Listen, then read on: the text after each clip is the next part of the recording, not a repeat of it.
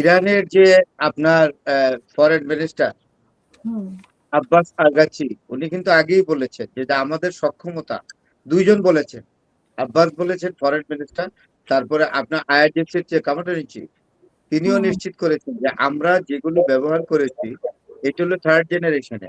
আমাদের কাছে আরো 3টে জেনারেশন আছে, ফোর্থ, ফিফথ এন্ড সিক্সথ। হুম এখন তারা যেহেতু থামছে না, অর্থাৎ আমেরিকা যেহেতু বেপরোয়া বিমান হামলা করছে ইসরায়েলকে নিয়ে, তেহরানের আকাশে থেকে হুম বোমা বর্ষণ করছে অনবরত, তাই আগের ওই মানে ইরান যে ডেক্লারেশন দিয়েছিল আগে, সেটা এখন বাস্তবায়ন করছে। ইরান তার সফিস্টিকেটেড মিসাইলস গুলো, যেগুলো আসলে কারখানাগুলো হলো পর্বতের নিচে, এগুলো এখন হুম বের করছে। এবং ইরানের মিসাইল সক্ষমতা কিন্তু শেষ হবে না। আমেরিকা যে এস্টিমেশনে আছে সেটা ভুল। ইরান কিন্তু এখন কয়েক যুগ ধরে যুদ্ধ চালিয়ে যাবে, 10 বছর। আপনাকে আমি ওইটা বলেছিলাম কেন, যেটা মেহেদী হাসান, যে হুম ইজিপশিয়ান হুম জার্নালিস্ট, তাকে প্রশ্ন করা ছিল, রাজীব সরদেসাই, বলে যে যুদ্ধ কতদিন চলবে, বলে যে আমি এই ব্যাপারে মন্তব্য করব না, তবে স্ট্র্যাটেজিস্ট যারা আছেন, হ্যাঁ, ডিফেন্স বিশেষজ্ঞ যারা ওয়ার্ল্ডে, তারা বলেছেন এই যুদ্ধ 1 সপ্তাহ, 2 সপ্তাহ, 2 মাস, 3 মাস, 1 বছর, মোর দেন এ ডেকেড। আপনি এখন ভাবতে পারেন, মোর দেন এ ডেকেড যদি যুদ্ধ চলতে থাকে, আর হরমুজ প্রণালী যদি অনির্দিষ্ট সময়ের জন্য এরকম ইন্টারাপ্টেড থাকে, তাহলে আপনি বুঝতে পারেন যে জ্বালানি সংকট পুরো কোথায় বিশ্বই গিয়ে তো পড়বে। হয়ে যাবে। হ্যাঁ, আর লেবানন শুনেন, লেবানন আর এই যে আপনার ইয়েমেনের হুতি, লেবাননের হিজবুল্লাহ, হুম আপনার থেকে সিরিয়া থেকে আরম্ভ করে যে এই গ্রুপটা আছে, এরা ইরানের পক্ষে সবসময় প্রক্সি ওয়ার করে যাবে, এবং এরা হুম একদম ইরিটেটিং ফোর্স হিসেবে ইসরায়েলের বিরুদ্ধে সবসময় থাকবে। আর হিজবুল্লাহদের যেহেতু এত বড় অপারেশন 1.5 বছর করে 1 বছর এই যে আপনার সরকার করে ফেললো প্যালেস্টাইনকে, হ্যাঁ, আপনার হুম তারপরেও তো আপনার হিজবুল্লাহকে কিচ্ছু করতে পারে নাই। সেই লেবাননের হিজবুল্লাহর পতন হবে না। এবং হিজবুল্লাহরা এবং হুতিরা প্রক্সি হিসেবে ইরানের পক্ষে ইসরায়েলকে অতিষ্ঠ রাখবে। ইসরায়েল এই অবস্থায়, অনেক বিশেষজ্ঞরাই বলছেন যে আজকে আমি একটা টক শো ইন্ডিয়ার দেখলাম, সেখানে 2জন ডিপ্লোমেট আসছে, একটা হলো কারজু সাহেব, মিস্টার কারজু, উনি অ্যাম্বাসেডর ছিলেন। আরেকজন হলো আপনার খুব মানে ওই ওই ওই ভদ্রলোক শিখ, উনিও অ্যাম্বাসেডর ছিলেন, ভুলে গেছে। আরেকজন বিখ্যাত স্ট্র্যাটেজিস্ট এসছেন, ডিফেন্স স্ট্র্যাটেজিস্ট, ইন্ডিয়ার অধ্যাপক, জওয়াহরলাল নেহরুর প্রফেসর ছিলেন, ওনার নাম হলো হুম ব্রহ্মাচেলানি। তারা 3জন একটি জায়গায় একমত হয়েছে যে ইরান এমন একটি জাতি, তাকে প্রধানত করা যাবে না। এবং ইসরায়েল ইরানকে, আমেরিকাকে দিয়ে ইরানকে আক্রমণ করানো ইসরায়েলের চরম ভুল হয়েছে, এবং ইসরায়েলকে চরম মাসুল দিতে হবে। আপনি বুঝেন, কোন রকমের সিজ ফায়ার হয়ে গেলে তাইলে ক্রেডিটটা কারে দিবে? সারা পৃথিবী বলবো ইরান যুদ্ধে বিজয়ী হয়েছে। ইরান হুম যুদ্ধে বিজয়ী হয় ইসরায়েলের জন্য বিরাট থ্রেট। এবং ইসরায়েল মধ্যপ্রাচ্যে টিকে থাকতে পারবে কিনা ভবিষ্যতে, এটাও আছে। আর এই যে আপনার আমির স্টেট গুলো আছে, যুক্তরাষ্ট্রের ইনক্লুডিং মধ্যপ্রাচ্যে টিকে থাকতে পারবে কিনা যদি ইরান জয় লাভ করে, তাহলে যুক্তরাষ্ট্রের মধ্যপ্রাচ্যে অবস্থান কি হবে?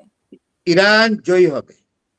আপনি লিখে রাখেন, ইরান ইরানকে কিচ্ছু করতে পারবে না। ইরানের তো জয় হওয়ার দরকার নাই। জয়টা কি ইরানের পক্ষে এরকম না যে ইরান ওয়াশিংটন ডিসিতে গিয়া একদম হুম ওভাল হাউস ধ্বংস করে দিচ্ছে, স্টেট ডিপার্টমেন্ট গুড়িয়ে দিয়েছে। আমি এটা বলছি না। ইরান টিকে থাকা অবস্থায় ইরানের ভূখণ্ডে একটা হুম আমেরিকান সোলজার প্রবেশ না করতে পারলে, যখন সিজ ফায়ার হয়ে যাবে, এটাই ইরানের বিজয়। এবং এই বিজয়টাই ইসরায়েলের জন্য কাল হবে।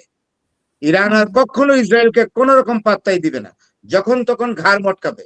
আপনি তো জানেন তো তেল আবিবের চেহারাটা গাজার মতো হয়েছে।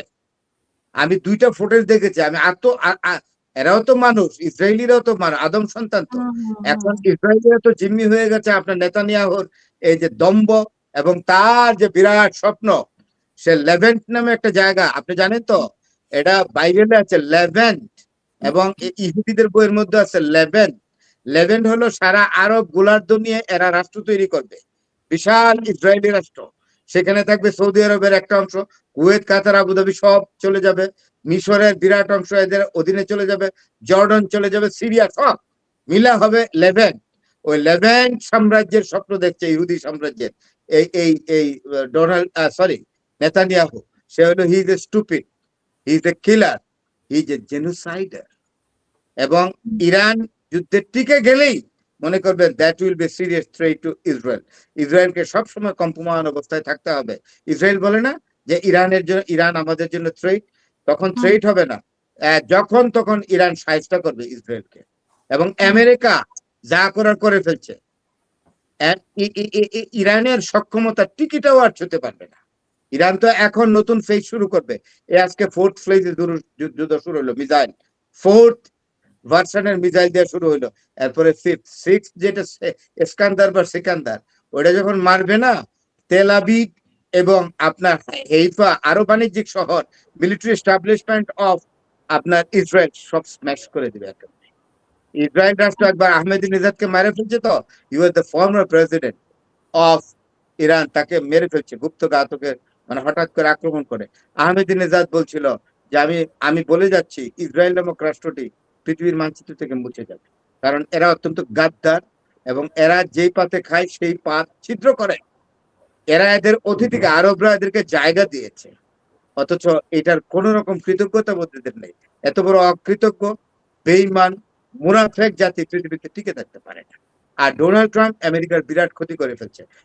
আমেরিকা যে সবসময় একটা আনপ্যারালাল সুপার পাওয়ার হিসেবে একটা ইমেজ ছিল, ডোনাল্ড ট্রাম্প সেটাকে একদম মাটিতে মিশিয়ে দিয়েছে। নষ্ট করে ফেলছে। ইরান যুদ্ধে টিকে গেলে আর আমেরিকা এরকম কাঁধ নেড়ে বুক ফুলিয়ে বলতে পারবে না যে we are the super power of the world, top most. No, একদম না, পারবেন। ধন্যবাদ।